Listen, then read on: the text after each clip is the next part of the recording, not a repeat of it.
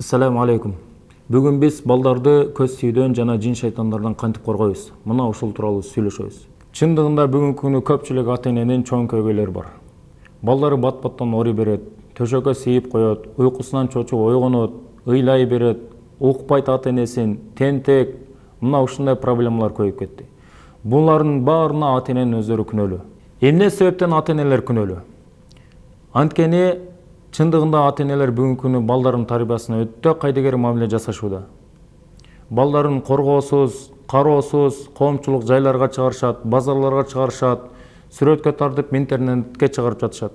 Мына ушунун кесепетинен балдарга көз тиүү, андан тышкары түрдүү оорулар көбөйүп жатат. Чындыгында көпчүлүк ата-энелер мен балама көз тиіп калбасын деп колдоруна көзмөнчөк тагып коюшат. Мен баламдын жүрөгү түшүп калды деп көз ачык бакчыларга барып тумарлар жасатып моюндарына тагып коюшат чындыгында. Бирок булардын бардыгы шариатта каршы көрсөтүлгөн амалдар. Пайгамбар саллаллаху алейхи вассаламдын эң жөнөкөй, эң оңой болгон бир ыкмасын сиздерге үйрөтүп кетейин. Ал амал мындайча. Дайым кечкисин төшөккө жатарда алкаңызды мына ушундай кылып жаясыз дагы Кул хуаллаху ахад, кул аузу бираббил фалак, кул аузу бираббин нас деген сүрөнү бирден окуп туруп, алаканыңызга шилекейиңиз чачырагыда үйлөйсүз деп. Анан денеңизге балаңыздын денесине сүртөсүз. Пайгамбар саллаллаху алейхи вассалам айтат: кимде ким мына ушул амалды 3 жолу аткарчу болсо, таң атканга чейин Аллах Таала ал пендени коргоп чыгат дейт. Мына ушундай ыкма менен өзүңүздү жана балаңызды коргоп туруңуз дайыма.